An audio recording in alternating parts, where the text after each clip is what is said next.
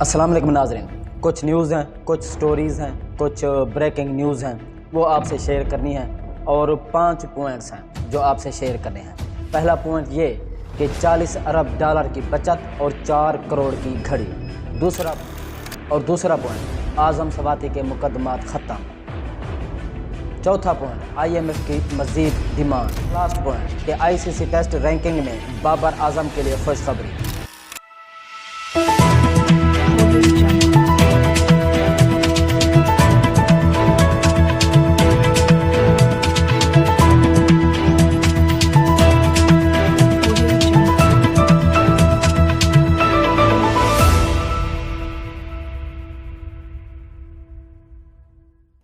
सबसे पहला पॉइंट ये कि 40 अरब डॉलर की बचत और 4 करोड़ की घड़ी। इसका ताल्लुक है रेकोडेक मंसूबे से। आपको पता है कि रेकोडेक मंसूबा जो है ये चाकी के इलाके में है और इसका जो कुल मुरब्बा है वो 2800 मुरब्बा किलोमीटर है। रेकोडेक मंसूबा आप बाज़ औक़ात वक्फे से सुनते रहते हैं कि इससे मुतालिक इजलास हो रहे हैं और ये मुआहदे हो रहे हैं और एग्रीमेंट्स हो रहे हैं, एक कंपनी को दिया जा रहा है ये वो फलां। रेकोडेक मंसूबे के मुताबिक जो विफाक है वो हर सूबे में जहाँ से भी मादनियात और वसाइल निकलेंगे, मादनी ज़खायर निकलेंगे, उसमें उस सूबे को भी हिस्सा दिया जाएगा। और पीपल पार्टी दौर में एक रेकोडेक मंसूबा हुआ था जो एक ख़ास कंपनी को दिया गया था। उससे मुतालिक मेरे पास पूरी डिटेल है, वो मैं आपसे शेयर करता हूँ। पीपल्स पार्टी के दौर में यहाँ कापर के ज़खायर के लिए इंटरफगास्टा कंपनी है, एक मुआहदा किया गया था। मुआहदे की रूह से 25% उन ज़खायर का पाकिस्तान को, जबकि 75% उस कंपनी को मिलना था।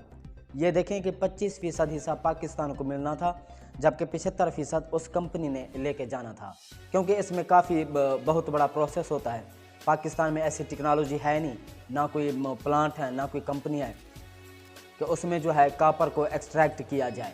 इसलिए उसने कंपनी के साथ जो मुआहदा हुआ था उसके मुताबिक 75% कंपनी ने लेके जाना था और 25% पाकिस्तान को मिलना था, और उस 25% में से भी बलूचिस्तान को हिस्सा मिलना था। पाकिस्तान में तांबे की एक्सट्रैक्शन के लिए ऐसा कोई ख़ास सेटअप नहीं, इसलिए उस तांबे के दूसरे मुल्क में ले जाकर वहाँ से एक्सट्रैक्शन करनी थी। एक अंदाजे के मुताबिक उन ज़खायर की कुल कीमत 50 से 100 अरब डॉलर के दरमियान है।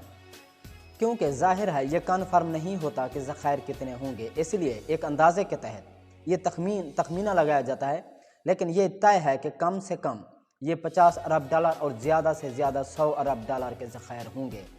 लेकिन ये मुआहदा सुप्रीम कोर्ट में ले जाया गया, जो ये इनकी पीपल पार्टी के दौर की सबसे बड़ी बेवकूफ़ी थी। तो पाकिस्तान के एटॉमिक एनर्जी के साइंसदान डॉक्टर समर मुबारक को FA पास डंगरू ने सुप्रीम कोर्ट भेज दिया, जिसने वहाँ जाकर ये बयान दिया कि हमारे पास इतनी काबिलियत है कि हम ये प्रोसेस खुद कर सकते हैं और 40 से 50 अरब डॉलर हम बचा सकते हैं और इस तांबे को हम खुद एक्सट्रैक्ट करेंगे। तो फिर क्या ज़रूरत है कि किसी और को ठेका दें। सुप्रीम कोर्ट के जज और जनरल कियानी के दस्त रास्त इफ्तिखार चौधरी ने एक शानदार फैसला दिया और उस मुआहदे को ही कैंसिल कर दिया, जिसके नतीजे में पाकिस्तान को आलमी अदालत से 9 अरब डॉलर का जुर्माना हो गया, क्योंकि उस कंपनी ने फिर इंटरनेशनल जो कोर्ट है उसमें चैलेंज कर दिया था, केस कर दिया था, और वो केस पाकिस्तान उस वक्त की हुकूमत हार गई थी, जिसमें उसको 9 अरब डॉलर पाकिस्तान को जुर्माना अदा किया गया था। और पाकिस्तान के कुछ एसेट्स, कुछ इमारतें, कुछ बिल्डिंग जो हैं उन पर भी, होटल वगैरह भी, उन पर उस कंपनी ने कब्ज़ा कर लिया था, क्योंकि उसको कानूनी हक हासिल था। ये लोग पैसे देने वाले तो थे नहीं, जो जुर्माना हुआ था अदालत की तरफ से। तो वो जो बिल्डिंग्स थी, वो जो इमारतें और एसेट्स थे, वो इमरान खान दौर में इमरान खान ने छुड़वाए थे। इंटरफगास्टा वो केस जीत गई और पाकिस्तान को लेने के देने पड़ गए। पाकिस्तान वो जुर्माना अदा नहीं कर रहा था, जिससे सूद भी बढ़ता जा रहा था। नून लीग की हुकूमत में इस पर कुछ न किया गया। इस नून लीग दौर में इस केस को लंबा किया गया और ना ही इन्होंने कोई ऐसा वकील किया या इसको केस को लड़ने की कोशिश की गई, बस ऐसे गुजारा किया गया, क्योंकि जाहिर है इसकी वो अहल ही नहीं थी नून लीग। जहाँ कमीशन ना हो वहाँ उन्होंने कभी मुआहदा किया ही नहीं। इमरान खान की हुकूमत जैसे ही आई, इमरान खान जब हुकूमत में आए तो उनके लिए बहुत बड़े उनके सामने चैलेंजेस थे। महंगाई भी उस वक्त थी, क्योंकि कोरोना तो बाद में आया, اور پاکستان پر جو قرضوں کا بوجھ تھا وہ بھی عمران خان نے فیس کیا، کیونکہ ایک تھالی میں رکھا ہوا پاکستان اس کو نہیں دیا گیا تھا۔ تھالی میں رکھا ہوا پاکستان نہیں بلکہ مسائل ہی مسائل تھے۔ تو عمران خان کی حکومت جیسے ہی آئی انہوں نے اس معاملے کو ٹیک اپ کیا اور ایک نئی کمپنی گولڈ بیرک سے معاہدہ کیا۔ اس معاہدے کی روح سے گولڈ بیرک نے اس جرمانے پر انٹرفیگاسٹا کمپنی سے معاہدہ کر کے جرمانہ خود سے ادا کرنے کا فیصلہ کیا اور پاکستان سے ریکوڈیک کا نیا معاہدہ کیا۔ لیکن اس بار پاکستان نے کہا کہ نہیں، اسی میں ہمارا حصہ 25 نہیں بلکہ 50% ہوگا، جس پر گولڈ بیرک کمپنی کے ساتھ کمپنی میٹنگز ہوئیں اور انہیں 50% پر منا لیا گیا۔ لیکن گولڈ بیرک کمپنی نے اب کی بار پہلی شرط یہ رکھی کہ اس معاہدے کی منظوری آپ پہلے اپنی عدالت سے لیں، کیونکہ آپ کے ملک کا مسئلہ یہ ہے کہ آپ کی عدالتیں بین الاقوامی معاہدوں کو بھی کالعدم قرار دے دیتی ہیں اور نتیجتاً یہاں کوئی کام کرنے کو تیار نہیں ہوتا۔ دیکھ رہے ہیں نا آپ، اور پاکستان کی جو انصاف کا نظام ہے وہ پوری دنیا کے 130ویں نمبر پر ہے۔ تو آپ خود اندازہ کر سکتے ہیں کہ پاکستان میں کس قسم کے جو ہے نا مسائل ہیں۔ اور دوسرا یہ ہے کہ گارنٹی کے طور پر $900 ملین ایک ایسکرو اکاؤنٹ میں پاکستان رکھوائے گا کہ اگر یہ معاہدہ پھر عدالت نے کینسل کیا تو وہ $900 ملین بیرک گولڈ کے ہوں گے، تاکہ اس سے پاکستان کے اس معاہدے بارے سنجیدگی نہ ہونے کی شکل میں ایک رسک کا احساس رہے گا۔ عمران خان نے یہ ریفرنس صدر کو بھیجا اور صدر نے یہ ریفرنس سپریم کورٹ کو بھیجا۔ یہ پہلا ریفرنس تھا جسے پارلیمنٹ میں منظور کرنے کی بجائے سپریم کورٹ کو بھیجا گیا، کیونکہ ڈر یہی تھا کہ پارلیمنٹ اگر اس کو پاس کر بھی دے تو بل کو تو اس عدالت میں چیلنج کر دیا جاتا ہے۔ اس لیے بیرک گولڈ نے کہا کہ پہلے عدالت سے فیصلہ لیں اور 15 دسمبر سے پہلے اس کی منظوری ہو۔ چند دن پہلے 8 دسمبر کو عدالت نے اس پر تاریخی فیصلہ دیا اور اس معاہدے کو قانون کے مطابق درست قرار دیا۔ اس سے پاکستان نہ صرف $9 ارب کے جرمانے سے بچ گیا بلکہ وہ معاہدہ جو سابقہ گورنمنٹ 25% پر کر رہی تھی، حماد اظہر، شوکت ترین، اسد عمر نے اس معاہدے کو 50% پر کیا اور یوں پاکستان کو $35 سے $40 ارب کا فائدہ متوقع ہے، جبکہ آج $1 ارب کے لیے بھیک مانگ رہے ہیں اور سارے میڈیا کو 4 کروڑ کی گھڑی کے پیچھے لگایا ہوا ہے۔ تو آپ اس سے اندازہ کر لیں۔ $16 ارب شہباز شریف، حمزہ شہباز، ان دونوں نے جو ہے نا ہضم کیے ہیں۔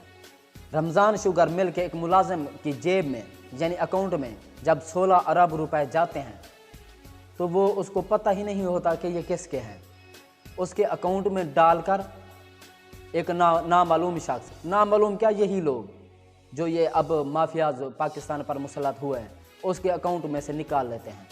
جب عمران خان حکومت میں تحقیقات ہوتی ہیں اور ان پر فرد جرم عائد ہونے لگتی ہے تو اچانک سے regime change operation, no confidence motion لائی جاتی ہے اور ان کو ہم پر مسلط کر کے وہ کیسز ختم، پاکستان ہضم، پاکستان کی ترقی، معیشت ہضم، سب کچھ ہضم، 16 ارب روپے ہضم، پاکستان کو ڈی سیٹ کر کے ذاتی مفاد کے لیے پاکستان کو ڈیفالٹ کے دہانے پر لا کھڑا کر دیا گیا۔ بے شک اس ملک کو عمران خان جیسے دیانتدار لیڈر کی ضرورت ہے۔ دیکھیں، چھوٹی موٹی نااہلی، چھوٹی موٹی غلطیاں یہ ہر انسان سے ہوتی رہتی ہیں، لیکن دیکھنا یہ ہوتا ہے کہ پاکستان کے مفاد میں کون لوگ کام کر رہے ہیں، یا کون سا ادارہ یا کون سا لیڈر کام کر رہا ہے، کس نے کرپشن کی اور کس سے غلطی ہوئی۔ غلطی اور جان بوجھ کر کرپشن کرنا، لوٹ مار، منی لانڈرنگ، ملکی مفاد کے خلاف کام کرنا، فیصلے بھی غلط ہو جاتے ہیں۔ بعض اوقات لیڈران جو ہیں اس امید پر فیصلے کرتے ہیں کہ یہ ہمارے ملک اور قوم کے فائدے میں ہوگا، لیکن بعد میں پتہ چلتا ہے کہ وہ فیصلہ پاکستان کے مفاد میں نہیں ہے، لیکن اس پر پھر وہ لیڈر جو محب وطن لیڈر ہوتے ہیں اس پر شرمندہ ہوتے ہیں۔ لیکن یہ ہمارے لیڈران جو ہم پر مسلط کیے گئے ہیں یہ شرمندہ نہیں ہوتے۔ اب پاکستان کی جو معیشت ہے وہ ڈیفالٹ ہونے کا خطرہ 92% ہو گیا ہے، لیکن ان کو شرمندگی نہیں ہے۔ الٹا موجودہ حکومت جو ہے، امپورٹڈ حکومت، اس کا دورانیہ جو ہے وہ لمبا کھینچنے کی کوشش کی جا رہی ہے تاکہ پاکستان کا مکمل طور پر بٹھا بیٹھ جائے اور اینڈ میں اعلان یہ کریں کہ پاکستان میں جو پولیٹیکل انسٹیبلٹی کی وجہ سے جو عمران خان لے کر آئے ہیں پاکستان ڈیفالٹ کر گیا ہے۔ اب یہ ہوگا میرے اندازے کے مطابق کہ جب کیونکہ عمران خان نے اب اعلان کر دیا ہے کہ 17 یا 18 دسمبر کو وہ اعلان کر دیں گے کہ جو پنجاب اور KP کے اسمبلیز ہیں ان کو ڈیزولو کب کرنا ہے۔ یہ تو طے ہے کہ 30 دسمبر سے پہلے اسمبلیاں ڈیزولو ہوں گی، لیکن اب یہ انتظار کریں کہ عمران خان اعلان کرے اور ہم ساتھ ہی جو ہے نا اناؤنس کر دیں کہ پاکستان عمران خان کے سیاسی انتشار کی وجہ سے ڈیفالٹ کر گیا ہے اور اپنا جو ہے کوئی فیس سیونگ کا راستہ ڈھونڈ رہے ہیں۔ دیکھیں، اللہ حق ہے۔ آج یہ ثابت ہو گیا کہ عمران خان نہ صرف اس ملک کو آگے لے کے جا سکتا ہے بلکہ اس ملک کی معاشی خود مختاری بھی دلا سکتا ہے، اس ہجوم کو ایک قوم بنا سکتا ہے اور ایک خود مختار قوم بنا کر دنیا میں ہمیں عزت سے جینا بھی سکھا سکتا ہے۔ عمران خان کی ایک سب سے بڑی بہترین جو پالیسی رہی ہے، عمران خان نے کہا کہ ہم جو فارن پالیسی ہے اس کو ہم ملک کی مفاد میں طے کریں گے، وہ بنائیں گے۔